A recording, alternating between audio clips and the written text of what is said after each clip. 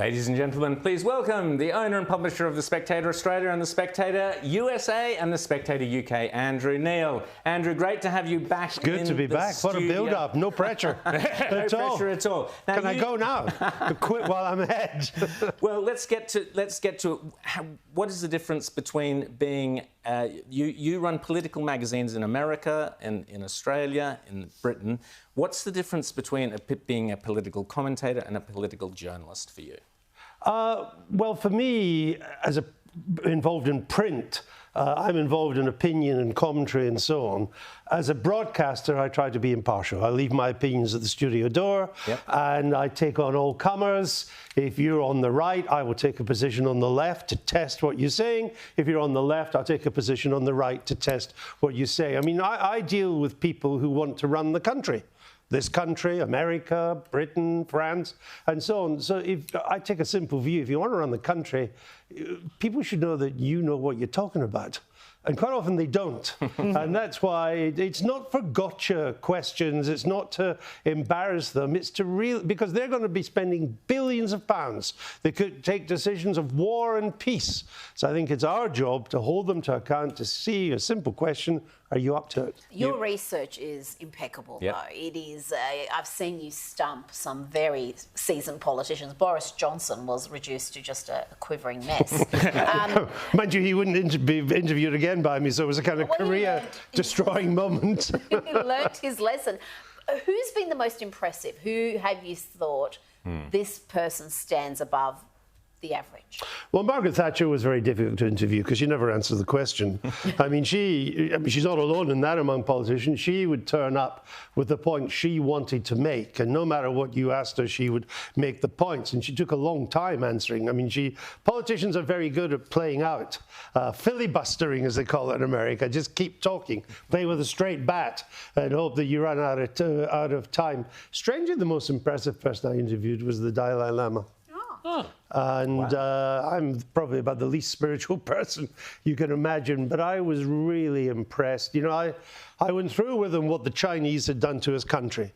They'd taken 3,000-year-old manuscripts, laid them out on the ground and put a combine harvester over them. And I was angry as I was talking about this, but he wasn't. He had that generosity of spirit that he wanted to move on, a magnetic smile, and that impressed me. James. We're talking about interviews. We've got a bit of a clip here of you talking to Jacob Rees-Mogg. Look at that. But when you look at the whole picture, you then have to look at the increase, as I mentioned earlier, in the living wage, the reduction in the universal credit withdrawal, the £150 to help people. So there are a number of steps that are being taken. But none of them stop the poorest suffering a real decline in their income. Now, this is the sort of thing that I don't think we get enough of here in Australia, frankly. But tell us what is going on here with the current government in the UK and this incredible cost of living crisis, which we are now starting to catch the front bit of that wave of here. Well, the Conservatives in Britain have been in power now for 13 years, and last year they began to fall apart. I mean, we went through 3 prime ministers, 4 finance ministers, and 4 budgets, all in the space of several months. And that was a sense, people got the sense that this government was past its sell-by date, and that it was really running out of purpose, running out of competence as well, running out of leaders, running out of people to put into the cabinet. Rishi This Sunak sounds a little familiar. I don't know. Yeah, I don't know where he is. Probably outer Mongolia, I think, is the similar problem. Rishi Sunak, the Prime Minister, has begun to change that a bit. He's rebuilding a reputation for competence. He's getting things done. He's still desperately short of talent. He's also helped, though, by Labour, in the sense that although Labour is well ahead in the polls now and must still be regarded as the favourites to form the next government, as things stand at the moment, nobody's gagging for Keir Starmer, the Labour leader. He's a kind of Albanese-type figure. He's centre-left, social democrat, used to be much more left, isn't so much now. No one's really frightened of him. But then, in a way, they were frightened of Jeremy Corbyn, or many years before, frightened of Michael Foot. But they're not desperate for him the way they were for Tony Blair in 1997. So that gives the Conservatives still an outside fighting chance. Tell us about AUKUS and the deal there from the British point of view. So Australia's now going to get subs with the help of Britain, plus also the US. So there's a kind of, we're going to get some subs earlier from the US and build them with the UK. What does this mean from the British point of view, and how did the British insert themselves into this process? Much to the consternation of the French. As always. Which is always a little bit of good news when you can annoy the French, because their diesel submarines were decided to be not proper for the 21st century. I think the AUKUS deal is, in Australia, Britain and America, is seriously undervalued. It's enormous. It's probably the biggest defence deal of the 21st century so far. It results in Australia almost quite quickly getting the Virginia-class submarines from America, the nuclear-powered but not nuclear-armed, submarines ideally suited for an ocean the size of the Pacific, which is far, far bigger than the Atlantic, and then working with Britain to build the successor to Britain's Astute-class submarines, which are already world beaters, and the new ones will be even more world beaters. It also means an intermingling of our three countries. Australian crews will train on American and British boats, and then American and British crews will come and work on Australian boats as well. It really brings the country lot together, and it's a lot more than submarines. It is a recognition that Britain, Australia, America, other allies in the Pacific region, from Japan to South Korea and so on, need to stand together, need to counter the rise of China. And so it also involves massive investment in artificial intelligence, in robotics, and in digital technology, all to power the economies of the future. And I think it's a huge, and I'm delighted that Britain, which is a long way from the Pacific, yes, and not a superpower, is nevertheless going to play a major part. And that was enhanced by the fact that Britain is now joining the Pacific Free Trade Organization as well. I hope America comes into it too. And alone among European powers, Britain will play a role, not a massive role, but will play a role in the future of the Pacific with other democracies in a way that the Germans or the French or the Italians will not. Rita. I want to ask you about the political landscape in the UK. You mentioned Labor ahead in the polls. We saw Boris win in a landslide, and then throw it away. Throw it away in so many ways, but his green... He seemed to be captured by the Green movement in a way that surprised many. And what's happening in the energy sector in the UK, the number of people who are now effectively in energy poverty, tell us about that, because we seem to be following in your footsteps. Well, the cost of energy, of household fuel bills, gas and electricity, was enormous because Britain depends hugely on gas. We didn't issue new licenses for gas fields in the North Sea, so we have to import it. Of course, when Russia invaded Ukraine, the price of gas went through the roof. It spiked in August of last year. It's coming down now, and that will be reflected in fuel bills to come. But it was eye-watering. The average family faced a fuel bill of around almost 5,000 Australian dollars a year. I mean, it's huge for the average. And, you know, unlike, you can put off buying a car, you can say, oh, that fridge will do for a while. But the two things you cannot do without are fuel and food.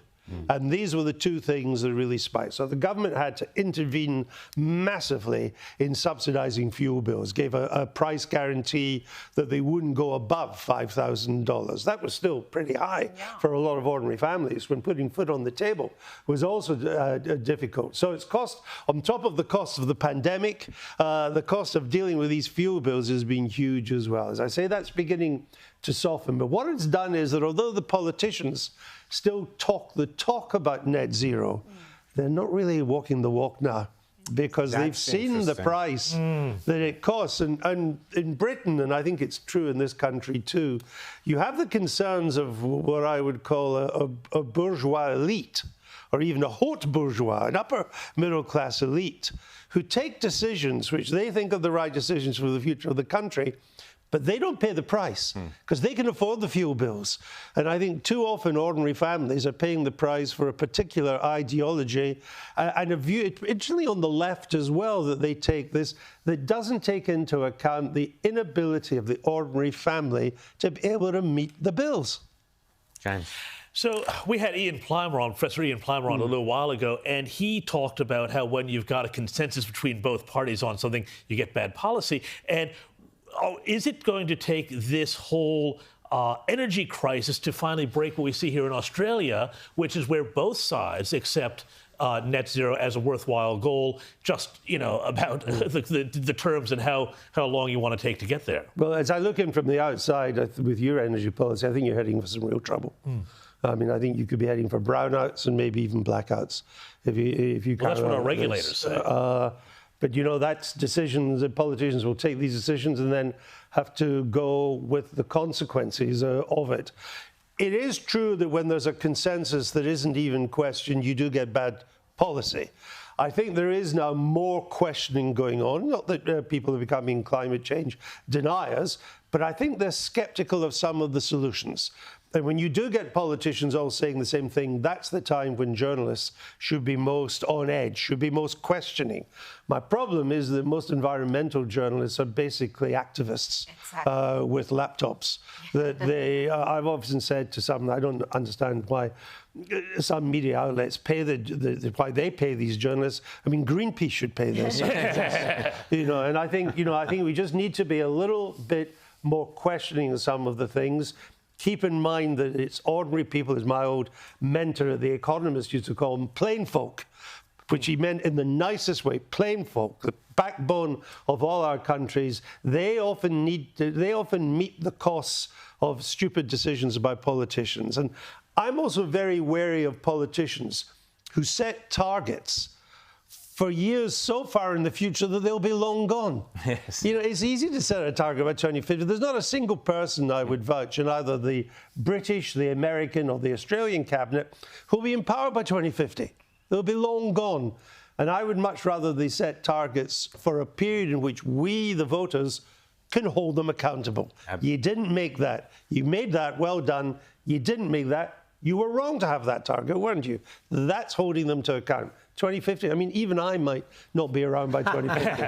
I intend to be, but I probably won't be. I'm sure you will be, Andrew. I'm sure you will be. Just very, very quickly, if you were to have Anthony Albanese, what would be the question for him? Why are so many questions about this massive constitutional change, the voice? Why did they remain unanswered? How can Australians take an informed decision when they don't know the answer to simple questions like who will choose the voice, what will its powers be, how much will it cost? Until you get answers to that, I don't know how you can take a decision.